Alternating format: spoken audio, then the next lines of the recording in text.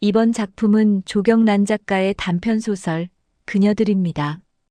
1분 작품 감상 가이드입니다. 조경란 작가의 단편소설 그녀들은 2020년대 한국 사회를 살아가는 중년 여성들의 고립감과 연대를 섬세하게 그려낸 작품입니다. 소설은 대학 강사로 일하는 영서라는 인물을 중심으로 팬데믹 이후 변화된 교육 현장의 예민한 분위기와 비정규직 노동자가 처한 불안정한 위치를 배경으로 삼고 있습니다. 감상 포인트는 타인과의 관계에서 발생하는 오해와 수치심을 어떻게 마주하는가에 있습니다.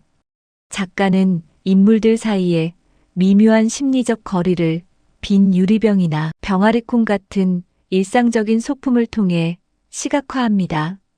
특히 나이 듦에 따라 부모와의 관계가 역전되는 과정, 그리고 친구 혹은 동료와의 관계가 침묵 속에 침잠했다가 다시 조심스럽게 고개를 내미는 과정을 따뜻하면서도 서늘한 문체로 포착해냅니다.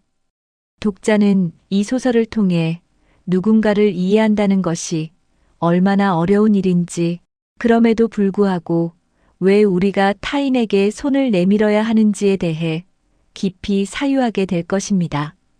작품 시작합니다. 조경란 단편소설 그녀들.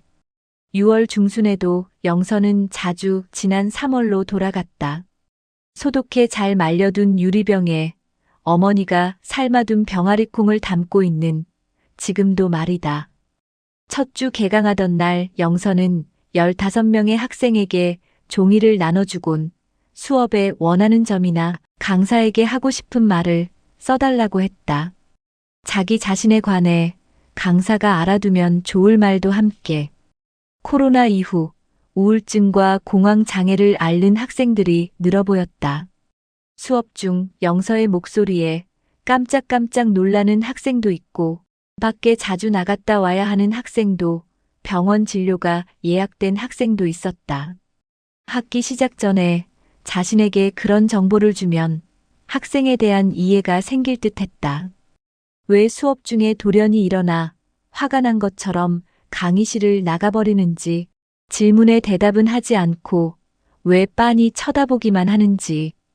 그 정보, 어쩌면 그 단어 때문이었을지 몰랐다.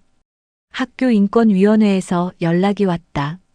신고가 들어왔으니 면담이 필요하다고. 어렵게 유지하고 있는 강의였다. 문제를 일으킨다면 무엇보다 영서에게 좋지 않았다. 조심스럽게 자신이 신고를 당한 이유를 물었다. 원치 않는데 교수가 수업 시간에 자기소개서를 쓰게 했다는 것이다. 그것도 가능한 한 구체적으로 그 표현을 쓰긴 했다. 학생들은 어렵고 낯선 타인들이었다. 15주만은 순조롭게 보내야 할 필요가 있는데 영서가 한 첫 번째 서툰 노력은 어떤 학생들에게 오해를 일으킨 듯했다. 누가 자신을 오해한다면 사람들은 어떤 행동을 할 수 있을까? 영서는 평소처럼 그냥 내버려 둘 수 없었다. 강의와 관련된 일인데다 이번 학기에 유일하게 맡은 과목이었다. 강의 외에 다른 일로 돈을 벌어본 적이 별로 없고, 다른 일이 가능한 것도 대학에 강의를 나가고 있다는 조건 때문이었다. 50을 앞둔 지금 불가피하게 그 조건을 고려해 봐야 할 때가 왔다는 걸 알지만 가능한 한 미루고 싶었다. 인권위원회는 도서관 건물 지하 3층에 있었다. 계단이 좁고 어두워 여기가 학교 건물이라는 게 믿기지 않았다. 학생들이 잘 찾아올 수 있을까? 계단을 내려가며 그런 걱정이 들었고, 더 쓸데없는 생각에 빠지지 않도록 다리에 힘을 주었다. 하늘색 스카프를 승무원처럼 목에 빳빳하게 두른 인권위원회 소장이 학생이 작성한 신고서를 내밀었다. 영서는 고개 숙인 채 그 신고서를 오래 읽었다. 소장이 그녀에게 말했다. 이럴 때 학생들의 요구는 보통 둘 중 하나예요. 파면이나 징계예요. 침을 삼키는데 목이 아팠다. 자신의 위치가 깨달아졌다. 이런 일로도 얼마든지 파면이나 징계가 가능한 허술한 자리라는 걸. 그 꼬리표가 붙는다면 다른 대학에서도 강의를 맡기지 않을 것이다. 어쩌면 영원히.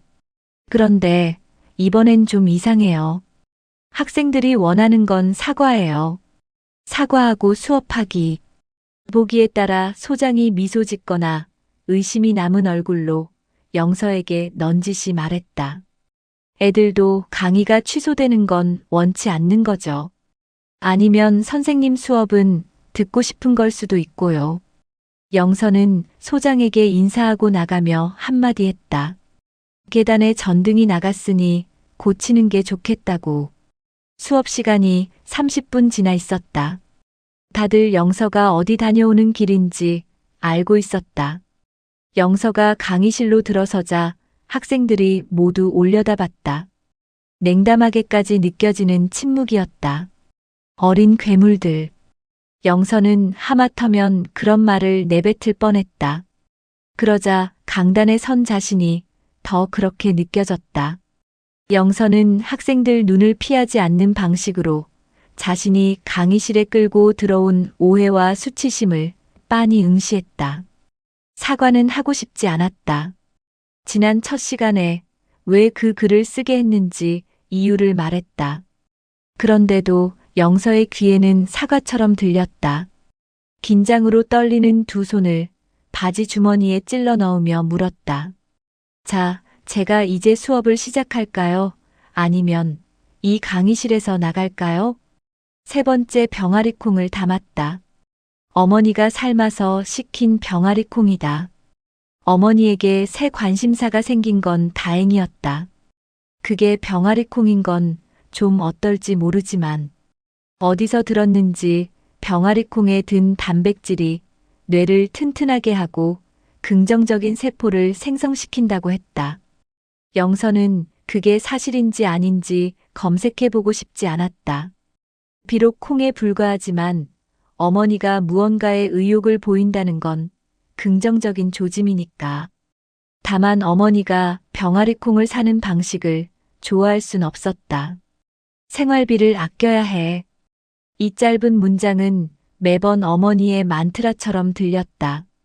이렇게라도 둘이 생활할 수 있는 건 불행 중 다행이라는 잠재적 의미를 살짝 가린 채 학기를 무사히 마친 것도 다행한 일이었다. 수업을 시작하시면 좋겠어요. 라고 한 학생이 대표로 말하자 다른 학생들이 고개를 끄덕였다. 그 다음 주에 강의실을 들어서려는데 복도에서 과호흡이 왔다. 공황장애 진단을 받은 건 오히려 영서였다. 강의실 문을 열고 들어가면 학생들이 보이지 않고 신고한 학생부터 의식됐다. 그냥 좋은 수업이 아니라 최선을 다한 수업이 되기도 해야 했다. 자신을 시험하고 시험 받는 것 같은 학기가 끝나기도 전에 무더위가 몰려왔고 지난주 수요일 종강하는 날엔 본교까지 가는 2시간 거리의 교직원 셔틀에서 영서는 기진맥진한 채 앉아 몇 번인가 도리머리질을 했다. 조용하고 차가운 비난 같은 얼룩이 남은 셔츠 앞주풀 두 팔로 둘러가린 채 괜찮아요. 그럴 수 있어요. 시인오라면 그렇게 말했을 것이다. 그러곤 곧 잘 견뎠어요. 라고 덧붙이기도 했을 것이다. 여름 방학 땐 아무것도 하지 말고 쉬어요. 그냥 쉬어요. 그 듣고 싶은 말을 듣게 될 때까지 기다렸다가 영서는 그렇지? 나 그렇게 해도 되겠지? 하며 응수했을 것이다. 오를 만나지 않게 되면서부터 하고 싶은 말을 할 데가 없다는 걸 알게 되었다. 오와 만나지 않게 된 건 더는 말을 나누고 싶지 않아서였을지 모르는데 어머니와는 생활비 이야기를 나눌 순 있어도 학교에서 생긴 문제에 대해 말할 수는 없다. 가까운 이들과는 그런 문제에 대해 털어놓을 수 있어도 생활비 이야기를 꺼내기 어렵듯 수많은 날 오와는 시시콜콜한 이야기를 나누었고 궁금해했고 들었다. 언젠가 서로 만나지 않게 될 날을 알지 못한 채 이 나란히 놓인 유리병들. 한때는 오가 청귤, 레몬, 생강, 마늘 등으로 계절마다 청을 만들어 담아주었던 병들이었다. 집에 왜 이렇게 빈 유리병들이 많아? 어머니가 싱크대 하부장을 열고 말을 할 때 영서는 알았다. 오의 일부는 빈 유리병으로 전환되어 자신에게 아직 남아있다고. 좁은 집과 더 비좁은 가슴 한쪽에 복잡한 마음은 작고 동글동글한 병아리콩을 병에 다 담고도 사라지지 않는다. 어제 윤 선배의 문자 메시지를 받았을 때 영서는 윤 선배가 아니라 시인 오부터 떠올렸다. 오가 있어서 더 가까워지고 싶었던 윤 선배가 아니라 저 사람들 어떡하니? 보라색 블라우스를 입은 어머니가 기차 앞 모니터를 가리켰다. 광주 타이어 공장에서 일어난 화재가 연일 보도되고 있었다. 우리가 가는 도시에 있는 고성능 화학차까지 지금 모두 저기로 투입됐대. 라고 어머니는 소곤거리듯 덧붙였다. 어머니가 그걸 어떻게 알고 있는지 의아했지만 영서는 묻지 않았다. 혼자 있고 싶은 마음이 너무 커져서. 지난달 셋째 주 토요일이었다. KTX를 타고 어머니와 대구에 가던 날 하늘이 흐렸고 어머니는 전혀 즐거워하지 않았다. 서로 지금 쓸데없는 짓을 하는 건지도 몰라. 영서는 숨을 한 번 내쉬고 뒤늦게 대꾸했다. 불을 모두 끄기까지 일주일이나 걸릴지 모른대요. 이번 달 셋째 주 토요일 21일에는 오송에 가기로 예정돼 있었다. 즐거워하지도 않으면서 어머니는 이 일정을 취소하거나 변동이 생기길 원하지 않는 눈치였다. 이거 봐봐. 하며 신문에서 올인 정보를 내밀었다. 이제 막 두 번째 약속이었다. 깨버리거나 후회하기에는 너무 이른. 그러나 윤 선배가 영서를 만났으면 한날도 토요일이었다. 통화하고 싶은데 좋은 시간을 알려줘. 윤 선배는 메시지부터 보냈다. 선배와 마지막으로 통화한 건 1년 반 전쯤이었나. 선배는 신중하고 예의 바른 사람이었다. 잘못 보면 허물없이 지내는 걸 처음부터 차단하는 것 같은 사람. 선배, 난 요즘 사람 만나는 일도 힘들어졌고 통화 한 번 하기도 힘을 내야 가능한 사람이 돼버렸어요. 그런 소린 하지 않고 전화하기로 한 저녁이 되길 기다렸다. 영서는 휴대전화를 침대 사이드 테이블에 놓고 웅크린 채 누웠다가 다시 일어나 바닥에 앉았다. 다리를 뻗었다가 무릎을 굽히곤 고개를 숙였다. 그때 오에게 갔었느냐고 묻지 마. 영서는 자신에게 단단히 말했다. 이럴 땐 말을 조심하지 않아도 됐고 단어를 고르지 않아도 되었다. 그래서 자신에게 막말하게 될 때가 많았지만 선배는 토요일에 이수에 가게 됐는데 그녀 생각이 났다며 친근한 소리로 물었다. 거기가 동네 근처지? 윤 선배와는 알고 지낸 지 거의 20년쯤 됐다. 처음엔 선배가 시사 주간지의 사회환경 담당 기자일 때 작은 포럼에서 만났고 10여 년 전엔 책 읽는 여성들의 모임에 영서를 데려가 줬다. 시인오도 거기서 만났다. 모임에 심리학 전공인 멤버가 있었는데 토론 후 2차 자리에서 이런 말을 한 게 기억에 남았다. 대인 관계의 원형 유형표로 보면 오는 친화형이고 윤 선배는 실리형에 가까우며 영서는 고립형이라고. 고립형. 그 표현은 부정적으로 들리지 않았는데도 그 말이 자신의 발목을 잡을 거라는 어떤 예시처럼 들린 건 사실이었다. 오가 친화력을 발휘해 그 심리학 여성에게 질문했다. 본인은 어떤 유형이냐고. 저는 사실 실리형과 고립형 사이에 있는 냉담형이죠. 모두가 웃었다. 자, 이제 됐죠?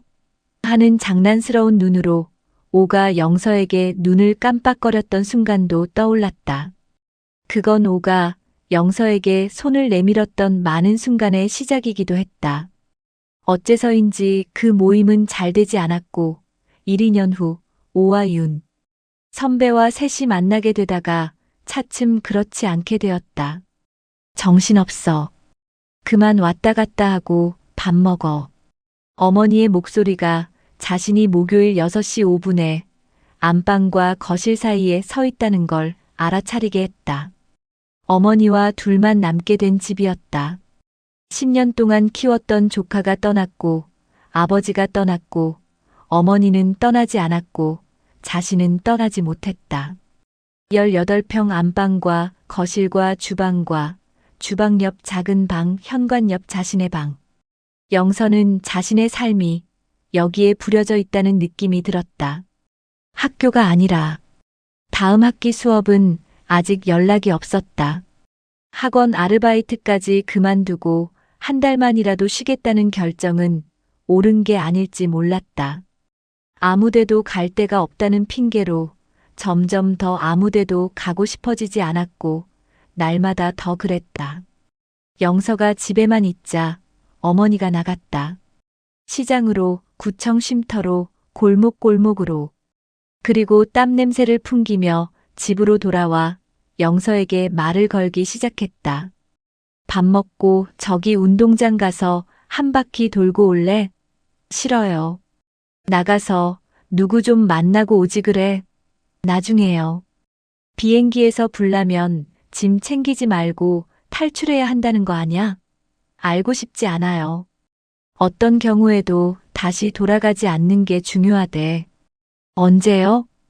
탈출할 때 말이야. 영서가 캔맥주를 따자 마주 앉은 어머니가 가지나무를 밀어주었다.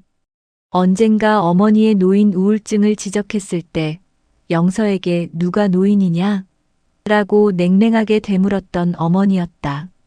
늙는 건 문제가 아니라 과정이라고. 그 과정이 힘든 사람도 있고 수월한 사람도 있는 거 아니냐고 이해한 어머니의 말을 영서는 때때로 바꿔보기도 한다. 우울은, 무력감은 문제가 아니라 과정이라고. 밥이 잘 넘어가지 않았다. 밥에 병아리콩이 지나치게 많고 자식에게 무슨 일인가 있다는 걸 알아차린 여성 노인이 생기 있는 엄마 역할로 전환하고 있는 게 너무 눈에 보여서 윤 선배 이야기를 했다. 지난해 선배가 힘들어했던 이유도 그때는 어머니의 우울감이 너무 깊어 그 비슷한 이야기는 어떤 것도 할 수 없었으니까. 그래서 만나기로 했지?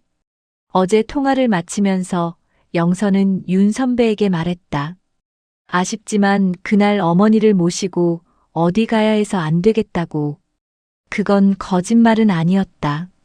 꼭 병원이라고 말하진 않았어도 그런 뉘앙스로 느껴지게 한 건 그랬지만 남동생의 늘어진 면티를 입은 어머니가 영서를 똑바로 보는 것 같았다. 올케가 이 모습, 자기 남편의 낡은 옷들을 아무렇게나 걸쳐 입은 시어머니를 봤다면 또 질색했을 텐데. 토요일에 선배 만나. 오송 가야 하잖아요. 살면서 잊으면 안 되는 게 있어. 뭘요? 선배가 그때 그거 안 빌려줬으면 어쩔 뻔했어. 영서는 잊으려고 했던 일이었다. 그거. 어머니는 피하고 싶듯 돈을 그거라고 말하는 버릇이 있었다. 그제부터 비가 시작되더니 간밤엔 전국에 집중 호우가 쏟아졌다. 강풍까지 동반한 장맛비였다. 영서는 비가 더 쏟아지고 바람이 더 거세지기를 바랐다. 그래서 윤 선배가 말한 행사도 취소되기를, 선배와의 약속도 취소되기를, 침수 피해를 당한 주택들과 무너진 옹벽과 돌더미에 파묻힌 차들과 한밤을 대비하느라 차수벽을 설치하는 사람들을 화면으로 보면서는 일기예보가 맞기를 바랐다. 새벽부터 소강 상태에 접어든다고 했다. 영남 지방을 제외하곤 차츰 맑아질 거라고도. 그래서 어머니는 예정대로 아침 일찍 기차를 타러 갔다. 집이 비었다. 빈집에 있는 걸 좋아한 적도 있고 혼자 지내게 되길 바란 적도 있었다. 요즘은 문을 두고 사이에 있어도 밖에서 기척이 들리면 숨이 고르게 쉬어지기도 했다. 어쩌면 어머니도 그랬을까. 종강하고 밖을 나가는 게 처음이었다. 정오가 조금 지났다. 윤 선배와는 2시 전에 아트나인 12층 카페에서 만나기로 했어도 먼저가 여유 있게 앉아 있고 싶었다. 이수는 동네라고 근처라고 말하긴 조금 먼 데였다. 버스를 타고 10정거장 정도 가야 하는 거리. 바람은 불지 않고 덥고 무거운 채로 고여있는 느낌이었다. 버스 정거장 앞 흰색 교회 건물 위를 거대한 뭉게구름이 보따리처럼 내리누르는 듯 보였다. 정거장 의자에 전자 기타 가방을 세워두고 학생처럼 보이는 여자가 앉아 있었다. 휴대전화에 이태연이라는 이름이 떴고 여자가 통화 버튼을 눌렀다. 영선은 뒤에 서 있다가 어쩔 수 없이 그걸 보게 돼 한 발 뒤로 물러났다. 여자가 좀 나른하게 들리는 어투로 말했다. 지금 만날 순 있는데 우리 만나서 뭐해? 곧 전화를 끄는 여자는 사과 게임을 시작했다. 그게 사과 게임인 줄은 모르지만 화면 가득 채운 빨간 사과들을 지워 나가는 걸로 보아 그럴 것 같았다. 영서도 지금은 그게 하고 싶어졌다. 딴 생각이 들지 않게. 영서가 만날 수 있다는 메시지를 보내자 윤 선배는 다행이라고 하며 한마디 더 썼다. 할 얘기도 있고 언제부터일까? 누구에게 할 얘기도 있고 하는 말을 들으면 가슴부터 두근거리게 된 게 극장 한편에 동물권에 관한 영화 배너와 후원 가입 신청서가 놓여 있었다. 그 옆에 곰이 프린트된 양말도 한 환경운동단체에서 진행하는 행사였다. 윤 선배가 최근에 일을 시작한 기관과 긴밀하게 연결된 단체이고 영화를 볼 게 아니면 4시쯤 같이 영화 보고 토크도 듣고 저녁을 먹자고 했다. 선배가 상영 전에 참가 신청을 한 관객들에게 인사 한마디를 해야 한다고도 덧붙였다. 마지막으로 만났을 때 선배는 환경 잡지 만드는 일을 하고 있었고 거기에 오해시를 수록하기도 했다. 등에 라이트 어브 애너멀즈라고 프린트된 연두색 반팔 티셔츠를 입은 사람들이 다 관계자들인 것 같았다. 영서는 넓지 않은 카페의 구석 자리에 앉았다. 혼자 종종 와서 영화를 보러 오는 곳이기는 했다. 가끔 집을 나오고 싶어질 때 다른 영화가 끝났는지 약간의 소란과 함께 사람들이 몰려 나왔다.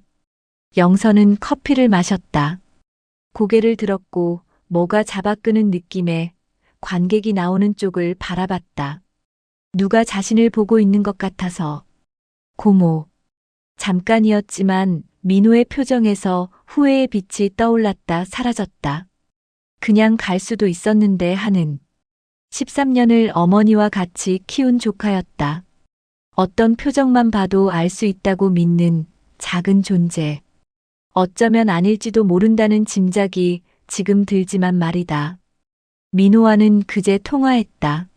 민호는 아직 종강하지 않아서 이번 주까지는 송도 기숙사에 있어야 한댔다.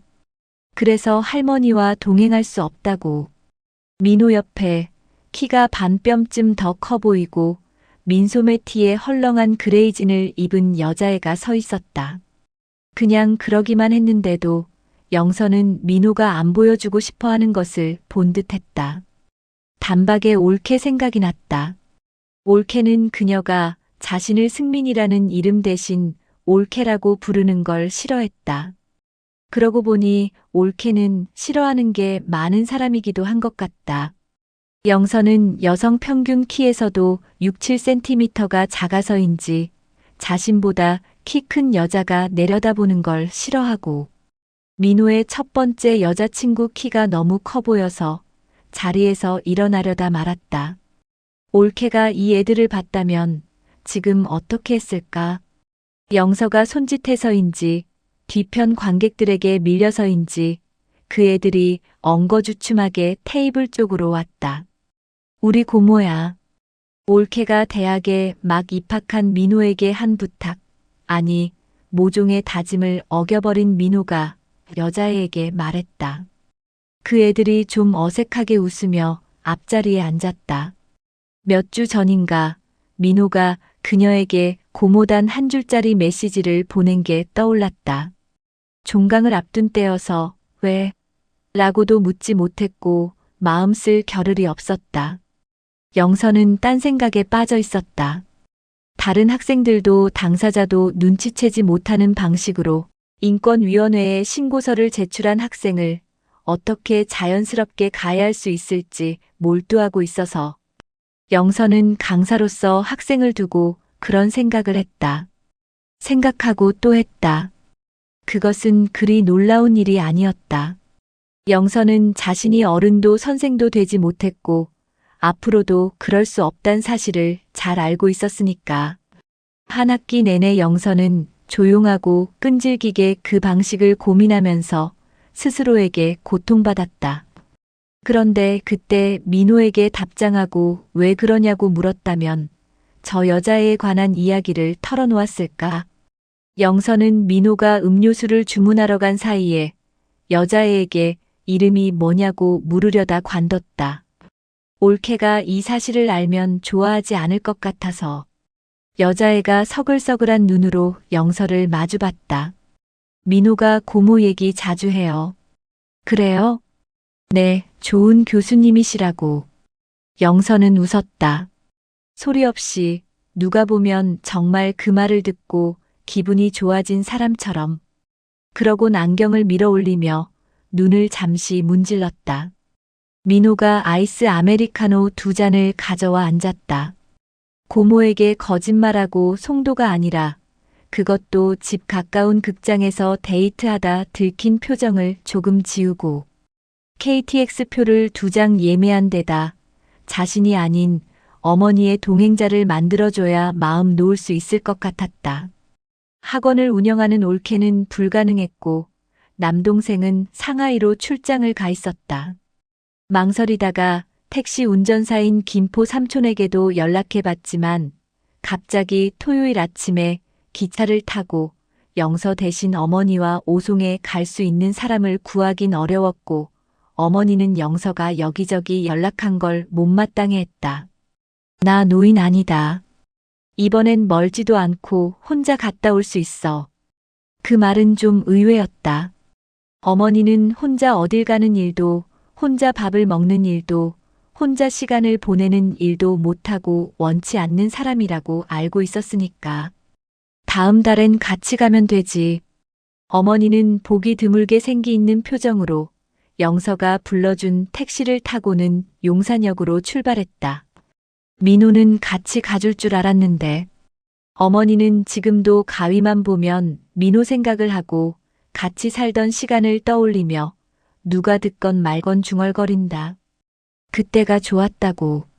집의 모든 가위에 신민호라고 쓴 견출지가 붙어 있었다. 영서가 작게 쓴 글씨로 한 아이를 키우기 위해서는 몇 개의 가위가 필요한 걸까?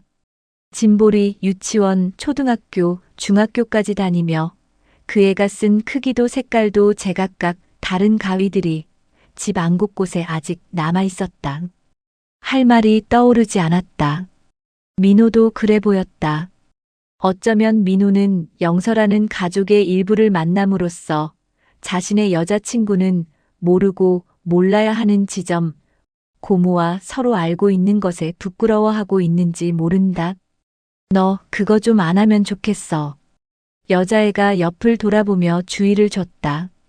한 손으로 제 귓불을 툭툭 잡아당기고 있는 애에게. 여자애는 그게 민호의 버릇이란 걸 아직 알지 못하는 모양이었다. 난처하거나 곤란을 느낄 때 올케 앞에서처럼 민호는 얼른 자세를 바로 했다. 지난 3월에 민호 입학을 축하하는 저녁 자리를 가졌다. 어머니는 잠들고 동생 부부와 민호를 데리고 한잔하는 자리에서 올케가 불쑥 말했다. 외동의 외부모인 여자애와는 처음부터 사귀지도 말고 만나지도 말라고. 남동생과 영서의 눈이 마주쳤고 아무도 올케의 말에 토를 달지 않았다. 동생은 두 손으로 얼굴만 북북 문질렀다. 올케가 화를 내는 사람처럼 말을 이었다. 자식에게 짐되기 싫어서 스스로 목숨 끊는 노인들이 얼마나 늘어나고 있는지 아느냐고. 고개 숙이고 있던 민호가 식탁에서 일어나선 올케 손목을 잡았다. 걱정하지 마세요, 엄마. 그만 쉬시는 게 좋겠어요. 영서는 뭘 했나? 아무것도 하지 않았다. 슬픔에 빠져 너무나 화가 난 것처럼 보이는 사람들에 대해 생각하고 있었을 뿐. 올케는 자신의 어머니가 갑자기 돌아가셨다는 사실보다 돌아가신 방식을 아직도 못 견뎌 하는 듯 했다. 그건 동생도 영서도 누구도 이해한다고 말할 수 없는 영역이기도 했다. 같이 오랫동안 떠올리기는 할 수 있어도. 근데 고모, 누구 기다려? 여자애와 달리 민호는 일어서고 싶은 모양이었다. 몇 시지? 2시 5분 전인데. 윤 선배에게 메시지가 와 있었다. 좀 늦을 것 같다고. 검은색이라면 가릴 수 있는 얼룩을 흰색은 가리지 못한다. 아주 작은 얼룩도. 누구와의 관계가 검은색에서 흰색으로 넘어가는 그 단계 어디쯤의 찰나에서 이전까지와는 다른 감정이 생겨나 어떤 것은 우정으로, 신뢰로, 혹은 안쓰러움으로 각인되곤 했다. 윤 선배가 처음 자식 이야기를 했을 때 영서는 선배에게서 우정을 느꼈다고 기억한다. 그 애는 초등학교 입학하기도 전에 트렌치 코트를 입고 다녔다. 애가 그런 어른스러운 옷을 입고 다닌 게 문제가 아니라 문제는 그 애가 사계절 내내 그런 옷만 입고 다닌다는 데 있었다. 그것도 제 몸보다 큰 사이즈로 깃을 세우고 허리를 꽉 묶고 주머니에 손을 찌른 채 온몸을 다 가려버리고 싶다는 듯이 말이다. 선배는 말을 아꼈지만 학교에서도 적응을 못했고 아이 입을 열게 할 상담사를 꽤 오래 찾아다녔다. 그 애가 미술을 시작하기 전까지 가끔 바지 주머니에 손을 찌른 채 고개 숙이고 걸어다니는 어린애들을 보면 초등학교 때 한 번 보고 만 선배의 아들 생각이 났다. 어쩌면 그 애는 어른이 되고 싶지 않았거나 제가 살아갈 방식을 너무 일찍 알아차려버린 것은 아니었을까? 어떤 사람은 남들 눈을 의식하지 않는 자유로운 방식으로 살아가기도 하고 어떤 사람은 뒤로 숨는 방법으로 억누르는 방법으로 살아간다. 어떤 사람은 극단적인 방식으로 살아가고 그 애가 선택한 방법은 어느 쪽이었어도 좀처럼 모범의 기준에서 벗어나지 않고 살아온 윤 선배에게는 자신과는 너무도 다른 그러나 아직은 자신에게 속한다고 할 수밖에 없는 그런 아들은 감당하기 어려운 듯했다. 그 애가 벨기에로 유학을 떠날 때까지 오랫동안 윤 선배는 자신이 남편도 알 수 없고 남편과는 또 다른 아픔을 무결하게 받아왔음을 스치듯 털어놓았다. 정동의 한 도서관에서 환경 관련 책을 쓴 저자의 독자와의 만남에 윤 선배가 사회를 맡았다. 영서에게도 흥미로운 책이었는데 선배가 아들도 데려가게 되었다고 했다. 민호 생각이 났다. 형아라고 부를 만한 또래가 없는. 그날 한여름에 가까운 계절이었는데 역시 트렌치 코트를 입은 선배의 아들을 처음 보았다. 미성숙하고 성말라 보이는 애가 땀에 젖은 헝클어진 머리로 옷 속으로 거의 기어들어가는 형국이었다. 번쩍이는 경계의 눈빛을 내리깐 채 2학년인 민호가 여러 번 형아, 우리 이거 할까 저거 할까? 해도 그 애는 민호가 돌보기 귀찮은 갓난아기인 양 냉담하게 굴었고 민호는 상처받았다. 영서에게 인상적이었던 건 아들을 대하는 윤 선배의 태도였다. 3학년밖에 안 된 아들을 어려워하거나 무관심해 보이거나 전혀 상관없는 사람처럼 대하는 듯 했으니까. 식당에서 둘은 나란히 앉았는데도 떨어져 앉은 듯 보였다. 부모 자식 관계가 아니라 자신들이 합의한 만큼의 거리를 넘어서는 안 되는, 한편으로는 타인과 타인이 의도치 않게 만나 잠시 같은 환경을 기반으로 살다 헤어질 것을 약속한 관계처럼 보인다고 할까? 그런 눈으로 보면 그때까지 외할머니나 고모가 양말 하나까지 챙겨줘야 하는 민호는 명확하게 어린아이에 불과해 보여 영선은 자신도 모르게 그 애처럼 민호에게 다정하게 굴지 않았다. 어른의 눈에는 너무도 어리게만 보였던 그 애가 트렌치코트 속에 숨기고 다녔던 건 자기 자신이었을지도 모른다고 짐작하게 되는 또렷한 순간들이 있었다. 다만 어른들은 그렇게 밖으로 드러나는 트렌치코트가 아닌 다른 시도를 하지만 그 애가 유학을 떠난 뒤부터 영서의 눈엔 윤 선배가 인생을 새로 다듬어 나가는 듯 보였다. 미국 중서부의 한 대학 석사 과정에 입학해 3년 동안 환경 관련 공부를 마쳤고 직장을 옮겼으며 환경 잡지를 만들기 시작했으니까 이제 아들과는 1년에 한두 번쯤 크리스마스나 방학 때 벨기에도 한국도 아닌 낯선 도시에서 만나 이리주씩 함께 여행한다고 했다. 아들은 타인도 가족도 아닌 어딘가의 지점에 서 있고 그들이 예전에 공유한 삶을 농담처럼 추억하곤 하는데 때때로 아들의 부드워진 눈빛에서 그 시절이 반영된 감정을 읽게 될 때 문딱 슬퍼진다고 했던가. 올케에게 윤 선배와 아들 이야기를 해주고 싶어지는 때가 있다. 그게 올케와 너무 밀착된 민호 때문인지 아니면 다른 이유 때문인지 알 수 없지만 고모님 다음에 또 뵈면 좋겠어요.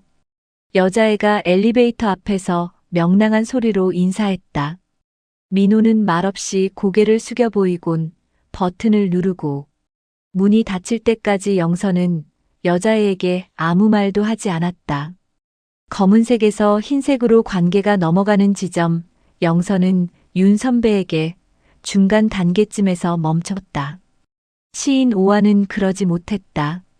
그러자 우정처럼 보였던 것도 한순간에 사라져버렸다. 정말 아무것도 아닌 일로도. 그게 정말 아무것도 아닌 일이란 걸 자각하는 그 순간에도 유치하고 편협하게 2시가 넘어도 윤 선배는 오지 않았다. 연두색 티셔츠를 입은 관계자들도 이젠 상영관으로 입장했고 카페에는 다른 영화를 기다리는 관객들 몇 명만 제외하곤 한가해졌다. 선배, 나 아직 여기 있어요. 윤 선배는 문자를 읽지도 않았다. 영선은 주섬주섬 가방을 챙겼다. 윤 선배는 이런 사람이 아니었다. 먼저 만나자고 해놓고 약속 장소에 나오지 않는 사람도, 늦을 것 같다면서 감감무소식인 사람도, 혹시 선배가 지금 이러는 이유도 시인 오와 관계가 있을까? 윤 선배는 영서가 아니라 나중에 만나게 된 시인 오와 더 가까워지는 듯 했으니까. 처음엔 그러지 않았다. 서로 공통의 관심사도 호감도 봐줄 만한 결함을 가진 세 사람이 순차적으로 만나서 어떤 시간을 보냈다. 그들과 함께 있을 때면 더 괜찮은 무리에 속한 것처럼 느껴졌고 더 잘 만들어진 관계 속에 들어와 있다는 느낌이 들어서였나? 그래서 영서로서는 부정직한 채로 아니면 필요한 만큼만 자신을 열어 보이며 두 사람을 혹은 각자를 만나기도 했다. 더는 우정이 남아있다고 자신있게 말하기 애매한 사이가 됐지만 시작이 누구였고 무엇이었는지 너무 피곤해서 영선은 도로 자리에 앉았다. 윤 선배와 시인 오가 둘이서 동남아의 한 휴양지로 여행을 다녀왔다는 걸 다른 일을 통해서 알게 됐다. 선배와 오가 평소에 셋이 꿈꾸었던 프라하나 포르투가 아니라 휴양지, 그것도 마사지로 유명한 데 다녀왔다는데 영선은 실망했다. 그건 어쩌면 오 앞에서는 두 사람이 엄마 이야기를 하지 않는 것과 같을지 모른다고 잊으려고 했다. 책처럼 후루루 넘겨 탁 덮어버리려고. 시간이 지날수록 불쑥불쑥 감정은 소용돌이쳤다. 신뢰한다고 믿었던 마음, 우정이라고 여겼던 감정들은 방부 처리가 가능하지 않고 애초에 그런 건 있지도 않아 보였다. 왜 나는 아니었어요? 살면서 그렇게 묻고 싶은 순간들이 많았는데 이 사이에서도 그럴 줄 몰랐고 윤 선배와 오는 알지 못하게 영서는 먼저 서서히 자신을 닫아갔다. 솔기를 틀어 열어 보였던 마음부터 영서는 종종 자신도 가르쳤다. 화가 난 것과 슬픈 상태를 구분해야 한다고. 그러지 못하면 원망하는 마음만 커질 뿐이라고. 화와 슬픔은 닮은 데가 있었다. 한 번에 멈추지 않고 꼬리에 꼬리를 무니까. 집이 경매에 넘어가는 걸 막을 때 선배에게도 돈을 빌린 적이 있었다. 1,000만 원. 매달 은행 금리보다 높게 쳐준 이자를 어머니가 선배 계좌로 보내주게 됐다. 3년 후에 갚았다. 3년 동안 만나기를 피했어도 채무 관계 때문에 변했다고 느끼지 않은 거의 유일한 사람이 윤 선배였다. 그랬다가 시간이 많이 흐른 후 어머니에게 들었다. 딱 한 번 이자를 못 보낸 적이 있었는데 윤 선배가 연락했단다. 이자 보내시라고. 씁쓸한 표정으로 어머니는 그 말을 스치듯 했는데 영서에겐 잊을 수 없는 일이 됐다. 43,750원, 그 금액도. 영서는 엘리베이터 버튼을 눌렀다. 오지 않는 사람을 기다리는 일은 충분히 해봤고 그런 관계는 결국 끝났다. 1층에서 내리려고 하는데 휴대전화 진동이 울렸다. 미안해. 나 엄마한테 와 있어. 윤 선배였다. 늦게라도 갈 테니 영화 보고 있으라고. 엘리베이터 문을 한 손으로 막았다. 영서는 그대로 집으로 가버릴 수 없었다.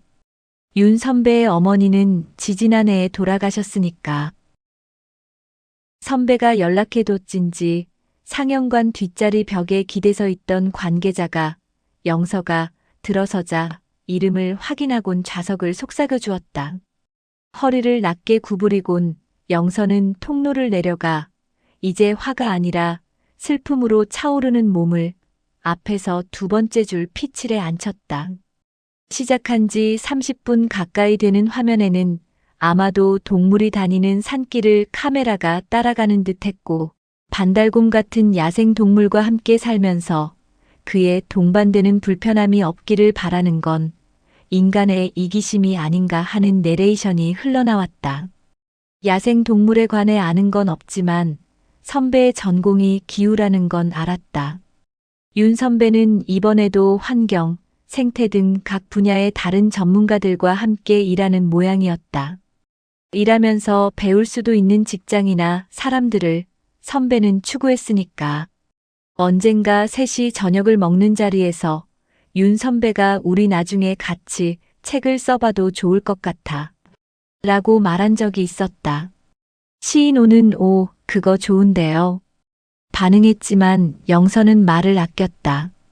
윤 선배를 오래 봐온 사람의 짐작으로는 이렇게 그냥 만나서 밥 먹는 거 말고 뭔가 생산적인 모임을 가져볼까 하는 뜻으로, 그러니까 지금 이런 시간은 좀 무의미하지 않나 하는 뉘앙스로 여겨졌기 때문에 어쩌면 자신은 그들과 책을 쓸 만한 자격을 갖추지 못했다는데 생각이 미쳤는지도 모르지만 그런 눈에 보이는 도모를 하지 않아도 영서는 윤 선배와 시인 오와 함께하는 시간에는 자기 삶에 속하지 않을 수도 있는 평온함과 안전을 느끼고 헤어질 땐 낙관적으로 되기까지 했었다.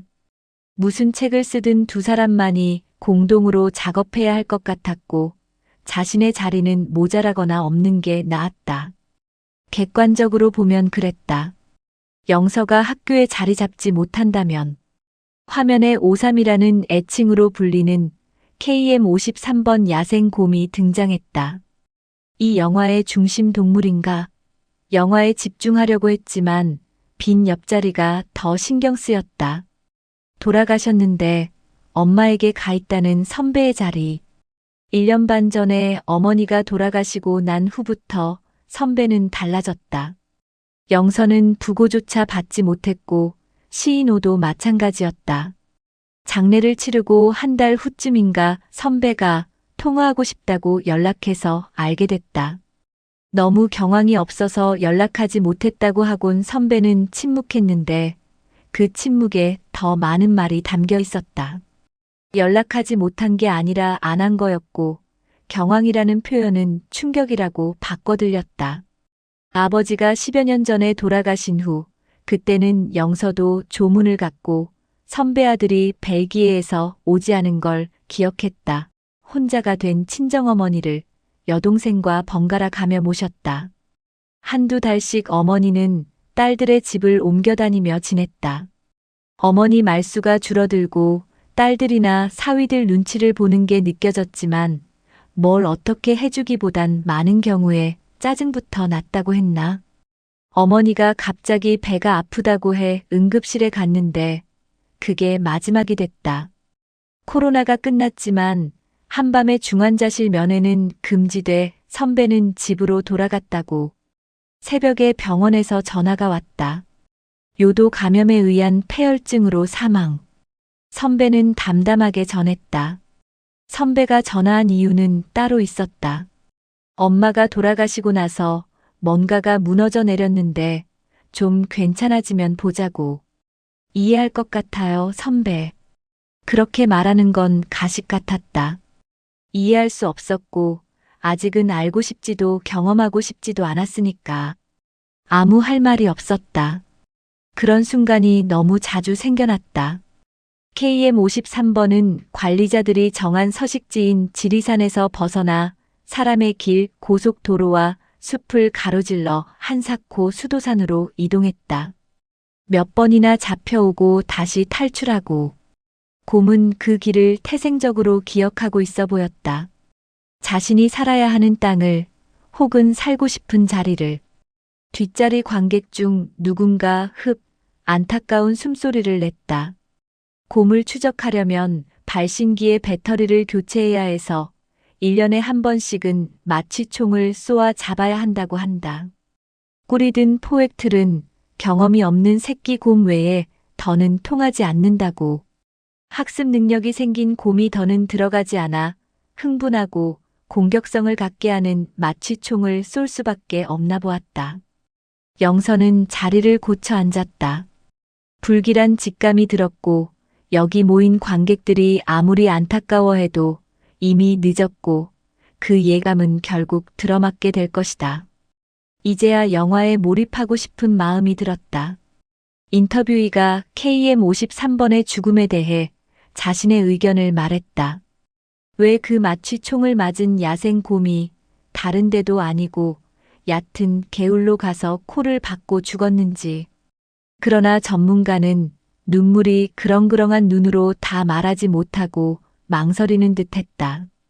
영서가 후련하게 속으로 말했다. 자살한 거잖아요. 그러곤 흠칫 놀라 주위를 두리번거렸다. 지난해 여름 오에게 메시지가 왔다. 어제 자살 시도를 했고 지금은 병원에 있는데 와줬으면 좋겠다고. 간결한 문장이었는데 영서는 그대로 전화를 뒤집어 버렸고 그때도 지금도 자세히는 알 수 없는 오에 대한 분노를 억누르느라 턱이 아플 정도로 이를 다물고 있었다. 왜, 어떻게, 이렇게 그동안 어떤 기미도 없이. 죽음에 관심 없는 사람은 관심 없다고 시인 오에게 말한 사람은 영서였다. 자신의 죽음을 떠올려 보지도 그려보지도 않는 사람과는 깊은 감정을 나누고 싶지 않다고 말한 사람도 영서였고 언젠가 자신이 자신을 버리려고 한 계획을 털어놓은 사람도 영서였다. 둘이서만 만날 때 영서는 오에게 가지 않았다. 윤 선배도 있으니까. 둘은 함께 여행도 가는 사이니까. 그의 여름은 끝나지 않을 것 같았는데 기우뚱거리며 가을도 오고 쓸려가듯 겨울이 지나가고 지워버리듯 해가 바뀌었다. 오가 영서에게 오는 일도 영서가 오에게 가는 일도 일어나지 않았다. 엔딩 크레디트가 올라가고 스태프들이 의자 2개와 작은 테이블을 앞자리에 가져다 놓느라 잠시 무대 쪽이 북적였다. 관객과의 대화 시간. 영선은 나가려고 가방을 들어 올렸다가 도로 내려놨다. 그러기엔 너무 앞자리였다. 윤 선배 자리마저 비었고 영화 제작 과정과 야생동물과 인간의 공존에 관해 감독과 인류학과 교수가 짧게 설명하고 질문을 받았다. 관객들의 질문이 몇 개 이어졌다. 환영받지 못하는 동물과 그렇지 못한 동물의 구분이나 반달곰과 사육곰의 차이, 복원의 의미 등. 그러다 잠시 아무도 손을 들지 않아 사회자가 조금 어색해할 때 뒤에 누군가가 손을 든 모양이었다. 질문한 사람은 자의식도 기억도 욕망도 학습 능력도 있는 야생동물들과 함께 살아가기 위해서 인류라는 우리 지배종이 무엇을 해야 할지 물었다. 아는 목소리였다. 영선은 뒤돌아봤다. 흰 티셔츠에 연두색 점퍼를 걸쳐 입은 윤 선배가 스태프들과 뒷문 쪽에 서서 답변을 기다리고 있었다. 이제 우리 여기를 빠져나갈까? 행사가 끝나고 관계자들과 인사를 나눈 윤 선배가 뒤쪽 출입구에 있던 영서에게 미안하단 어투로 맞은편을 가리켰다. 대형 빔 프로젝터가 걸렸고 부분적으로 창이 개방된 야외 테라스 카페였다. 주문대로 가 생맥주 2잔을 시키며 영선은 유리문을 등지고 앉은 선배를 돌아봤다. 연두색은 선배가 평소에 입는 색깔이 아니었고 사실 어울리지 않았다. 선배는 며칠 전 시장에 갔다가 오늘 행사에 입고 오면 좋을 것 같아 샀다고 했다. 선배는 이런 사람이었어. 계산대 앞에서 고개를 끄덕이며 영선은 어디서 글자를 주워다가 선배 등에 라이트 어브 애너멀즈라고 붙여주고 싶어졌다. 어머니를 거기 안치하셨는지 몰랐어요. 아버지가 계신 곳에. 아, 그랬죠. 그래도 오늘 너무 덥고 습했을 텐데. 그러게. 날씨 때문에 울기도 어렵더라. 선배는 씁쓸하게 미소 지었다. 이수는 처음 와보는 지역이라 교통편을 알아보다가 현충원과 가깝다는 걸 알았다고 했다. 엄마 묘소에 들르기 위해서 집에서 일찍 출발했다고. 영선은 상상했다. 끈적거리는 6월의 습도와 무거운 구름 밑에서 연두색 점퍼를 입은 채 걸음이 떨어지지 않아 우두커니 앉아있는 중년의 딸을. 배고프겠네요, 선배. 뭐 음식도 좀 주문할까? 이거 마시고 내가 살게. 그리고 나 김밥도 먹었어. 선배가 2 손으로 맥주잔을 감싸들어 한 모금 마셨다. 술은 좋아하지 않는데도 여름이면 맥주 1-2잔을 맛있게 비우곤 하는 윤 선배가 말을 이었다. 엄마가 아파트 상가 1층에 있는 김밥집을 자주 다니셨어. 난 안 가봤을 텐데 딸네 집에 오셔서도 늘 엄마 혼자 다니셨던 거지. 오늘 출발하기 전에 거기 먼저 들러서 한 줄 샀어. 엄마 앞에 놓으려고. 날씨 때문에 금방 쉬겠지 싶으면서도. 일어서려고 하니까 그걸 버리고 싶지 않았고 버리면 안 되겠단 생각이 들었어. 비닐봉지에 든 나무젓가락 포장을 찢으려는데 가로로 이렇게 쓰여 있더라. 단골이 됐으면 좋겠다라고. 영선은 손끝으로 테이블을 긁고 싶어졌다. 그래서 젓가락 포장지 뒷면을 보게 됐어. 거기도 뭐가 쓰여 있었어요? 사실 찾아주신 것만으로도 너무 감사해요. 2 사람은 각자 다른 방향으로 시선을 돌렸다. 윤 선배는 폭포가 쏟아지는 빔 프로젝터 쪽으로, 영선은 습한 바람이 불어오는 야외창 쪽으로. 별거 아닌 거에 울고 싶기도 하고 웃음이 나기도 하고 슬퍼지기도 한다. 할 말이 없어지는 때가 많은 것처럼. 사실 너무. 한 문장에 부사를 2개나 쓰다니. 그건 반칙이죠. 선배는 흘러내린 한쪽 머리를 귀 뒤로 넘기며 조금 웃었고 영서도 웃으려고 했다. 오가 했을 법한 우스갯소리처럼 들려서. 밤 산책할 때면 문이 열린 집의 대문을 매번 살며시 닫아주곤 하는 오.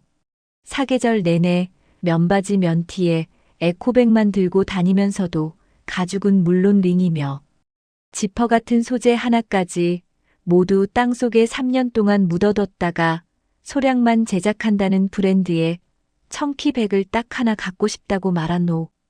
그 덕분에 서로가 가진 허영도 무람없이 털어놓게 만들었던 사람.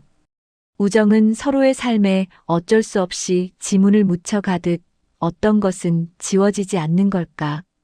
영서는 오에게 와달라는 메시지를 받았던 때로 툭하면 돌아가곤 했다.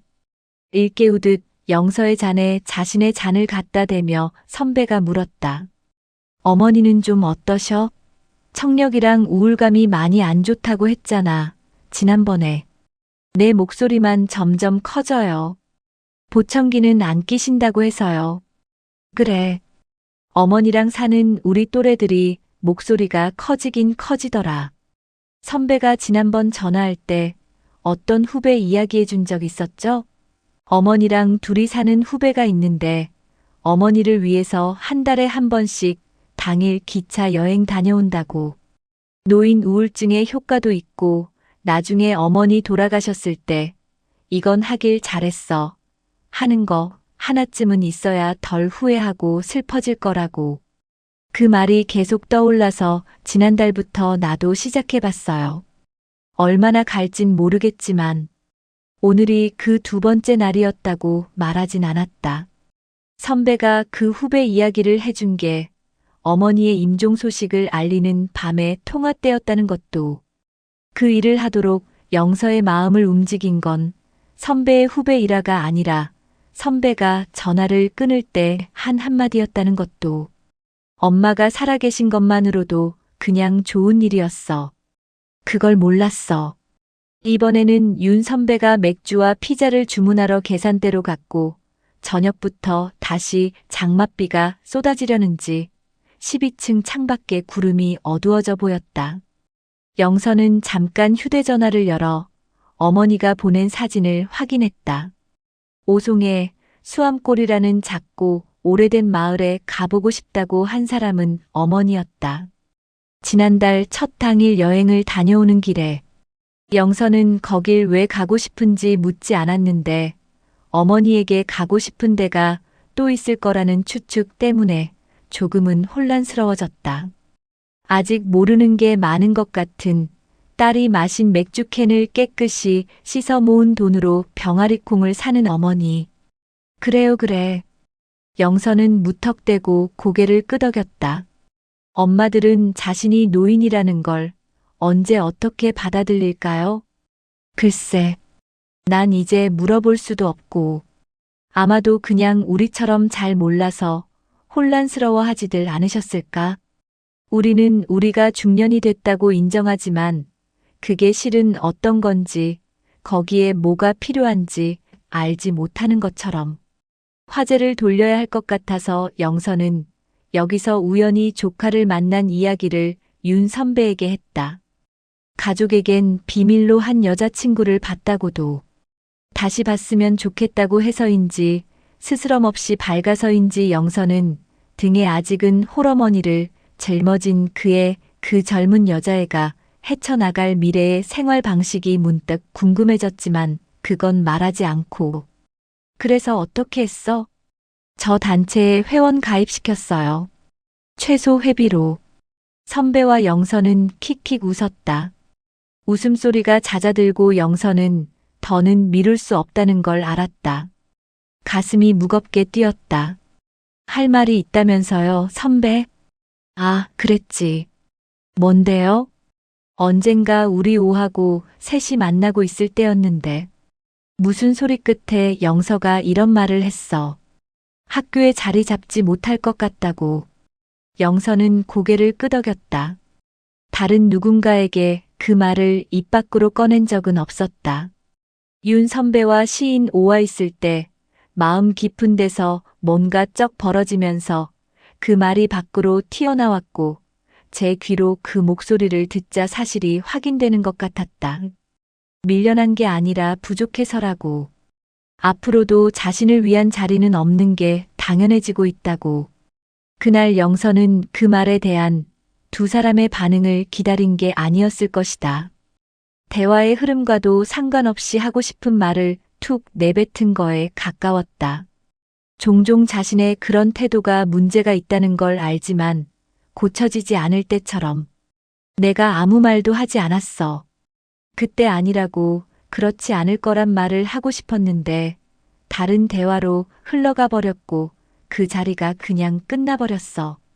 시간이 지날수록 그게 생각나. 그때 어떤 말인가 해야 했다고. 이걸 오랫동안 생각했어. 난 그 생각 못했어요. 괜찮아요, 선배.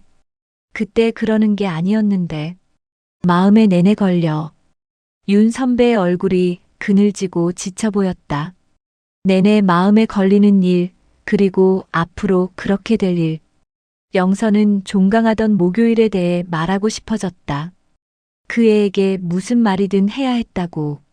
불과 열흘 전인데 벌써 오래된 일처럼 느껴지는 건 생각을 자주 해서인지도 몰랐다. 자신을 인권위원회에 신고했던 학생에 대해서. 영서는 그 학생이 누구인지 신고서를 보고 알았다. 한번 보면 읽기 어려운 글씨체를 가졌으니까. 주머니에 두 손을 찌른 채 영서는 있는 힘을 끌어내 수업을 마치곤 강의실을 나왔다. 누군가 뛰어나오는 기척 뒤에서 교수님 하는 소리가 들렸다. 영서는 뒤돌아봤다. 복도에 그 애가 서 있었다. 키가 더 커 보였고 눈을 찌푸린 채 좀 혼란스러워 보이는 뾰족한 얼굴로. 영서는 한 걸음 뒤로 물러났다. 아직도 자신의 손에 음료잔이 들려 있었다. 준비를 많이 했다. 수업 전 학교 카페에서 산 요즘 학생들이 좋아하는 말차 라테를 그 애에게 줄 수도 있었다. 한 학기 동안 반장을 맡아줘서 고마웠다고. 그 애는 영서가 침을 뱉어놓은 그 라테를 마실 수 있었고 뜨거운 커피가 든 자신의 텀블러를 맨 앞자리에 앉은 그 애 쪽으로 쓰러뜨려 찢어진 청바지 속으로 음료가 줄줄 스며 들어간 다리에 화상을 입히기를. 어머 이걸 어쩌니. 영서는 연습도 했다. 그랬는데 그 애가 복도로 따라 나와선 간신히 아무것도 하지 않고 나간 자신을 불러 세웠다. 또 한 걸음 앞으로 다가와 새된 소리를 냈다. 보고 싶을 것 같아요, 교수님. 여름 방학 잘 보내세요. 영서는 몸을 획 돌렸다.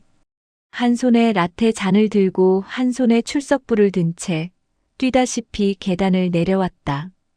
잔에서 넘쳐 흐른 라테가 옷 앞서프로 튀었다.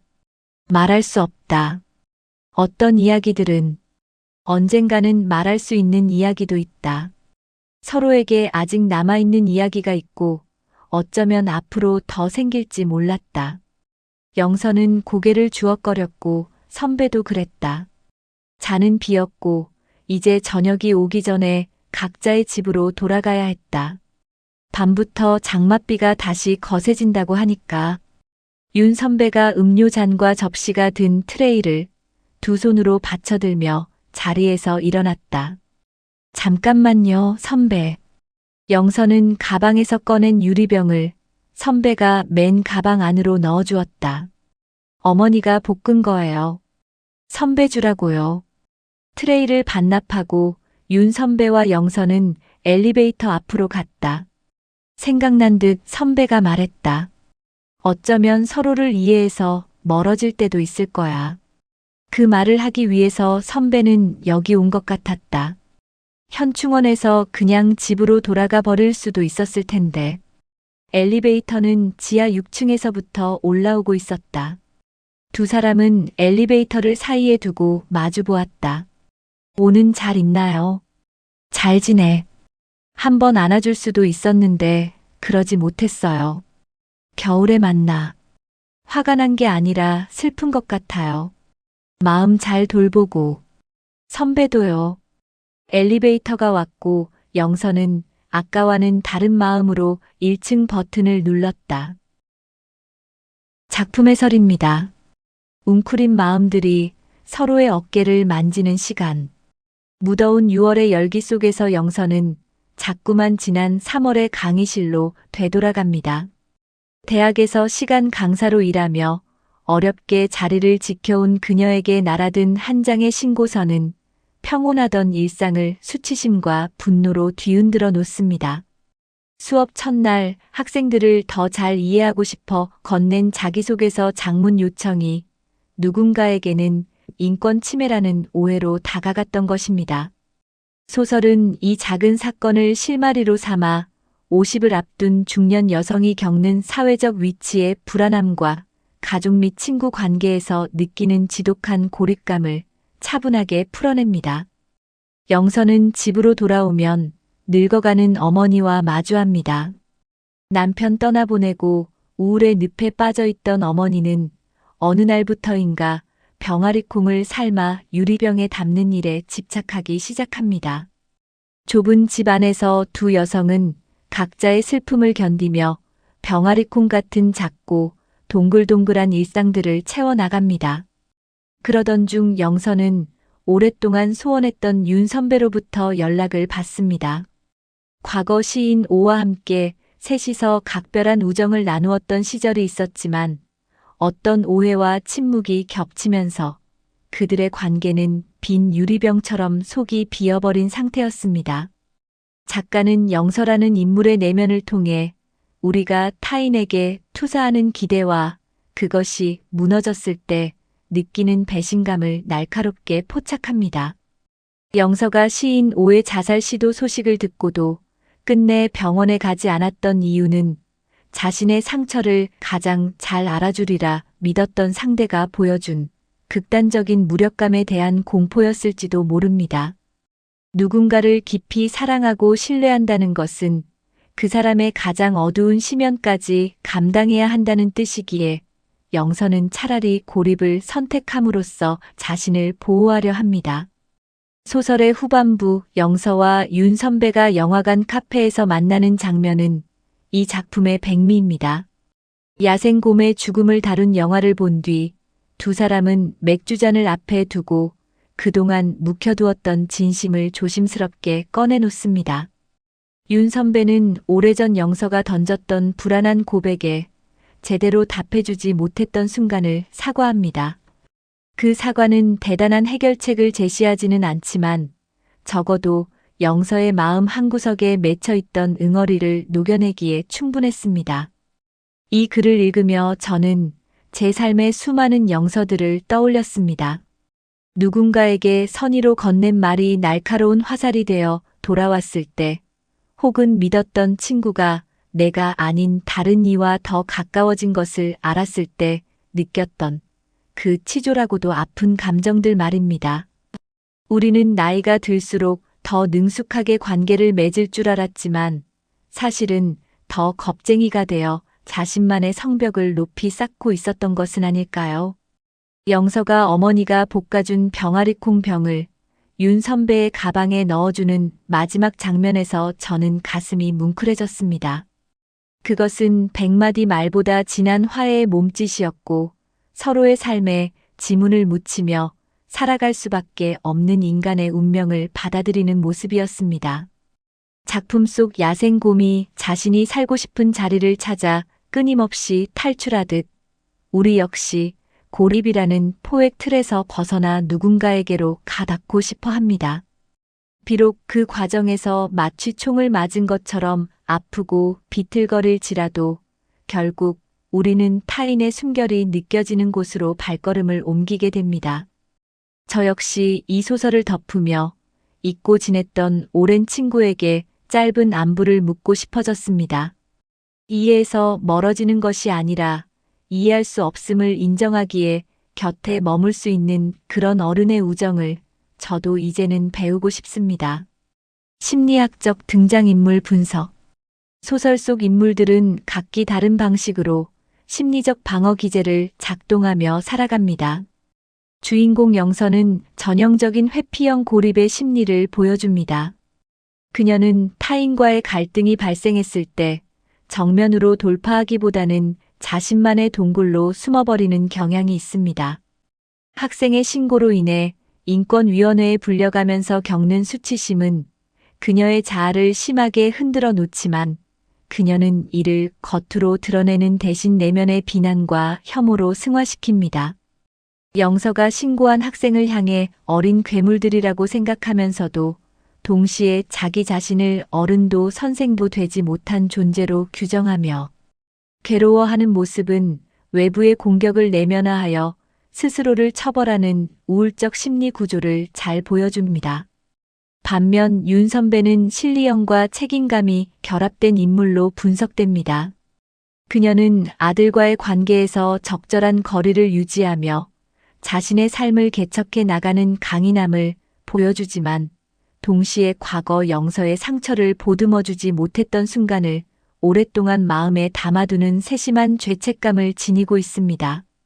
윤 선배가 12층 카페에서 영서에게 건네는 사과는 단순한 미안함의 표현을 넘어 단절되었던 관계의 회복을 시도하는 심리학적 용기라고 볼 수 있습니다.